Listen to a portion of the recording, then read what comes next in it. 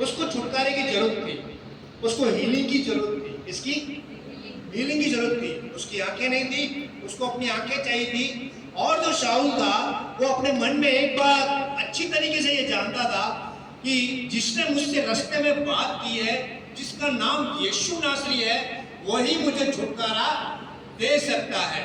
मुझे उस छुटकारे को पाने के लिए प्रेयर करनी पड़ेगी।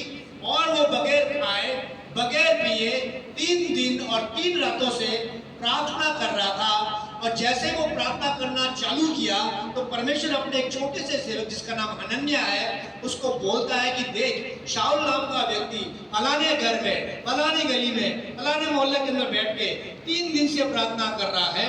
मैं तुझे उसके पास जाने का हुक्म देता हूँ, तू जा और उसके लिए प्रेयर कर, क्योंकि जब तक तू नहीं जाएगा तब तक वो चंगा नहीं होगा, उसकी हीलिंग नहीं होगी। तू जा। आमीन, हालेलुया। तू जा।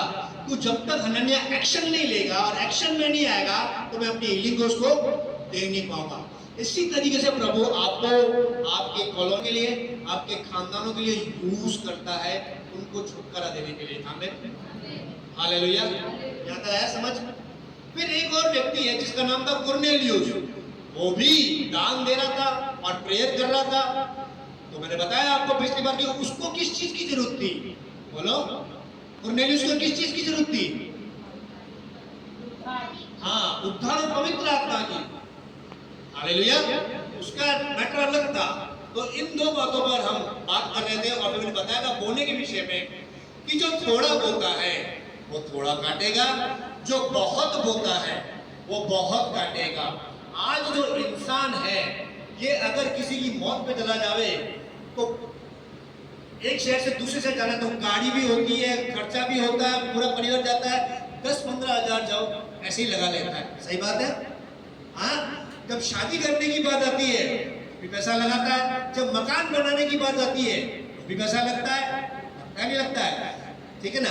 आप शादी में पैसा लगाते हैं, परमेश्वर को पता है। आप मकान बनाते हैं, पैसा लगाते हैं, परमेश्वर जानता है। आप मौत में जाते हैं, कैसे जाते हैं, कितना खर्चा में जाते हैं, दूर शहर जाना पड़ता है, यूपी बिहार में जाते हैं लोग, खर्चा करके जाना पड़ता है। तो क्या आप जो करते हो वो परमेश्वर नहीं जानता है? आप धरती पर रहते हैं, वो स्वर्ग में रहता है, क्या उसको नहीं पता है कि आप क्या कर रहे हो? हालेलुया। लेकिन मैं बताया था जब महीने में एक बार परमेश्वर को देने की बारी आती है, 10% देने की बारी आती है, उठाई गई भेंट भी देने की बारी आती है, तो आप रुक जाते हो, शैतान आपको रोक देता है। उसी में तो छुटकारा है। ये चीज समझे, वचन ऐसे ही नहीं लिखा हुआ है। हालेलुया। ये ऐसे नहीं लिखा हुआ जो थोड़ा बताया वो थोड़ा काटेगा, ऐसे इसका वो मतलब है वचन का। आमीन। हर वचन का मतलब है बाइबल में। हालेलुया। तो आप देखो, अगर आपकी ड्रेस 800 रुपए की पहन के बैठे हो, मोबाइल जेब में 40,000 का लेके बैठे हो, गाड़ी आपकी बाहर 50,000 की खड़ी है और परमेश्वर को महीने में एक बार देने की बारी आती है, वो आपको समझ में नहीं आ रहा। तो ये चीज समझनी है। हालेलुया।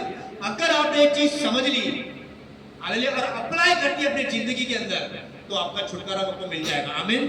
कुरनेलियुस को छुटकारा मिला यीशु के नाम में, शाऊल को छुटकारा मिला यीशु के नाम में, आपको भी छुटकारा मिलेगा यीशु के नाम में। और ये छुटकारा केवल और केवल फाइनेंस का होगा। आमीन, हालेलुया।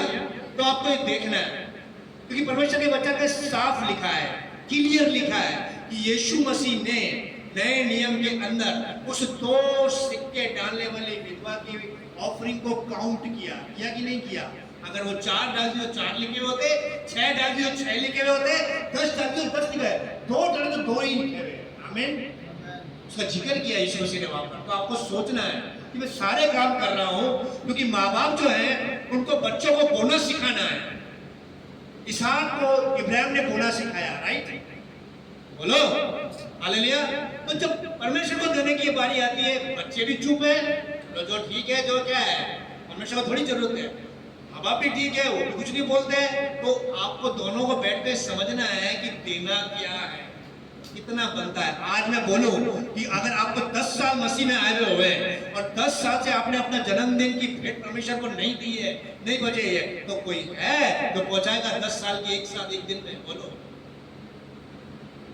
मैंने ऐसे ऐसे लोग भी देखे हैं, मैं खुद उसमें शामिल हूं। मेरे को मसीहत में आए 5 साल हो गए थे, लेकिन कभी मैंने शिक्षा नहीं पाई। कौन सी?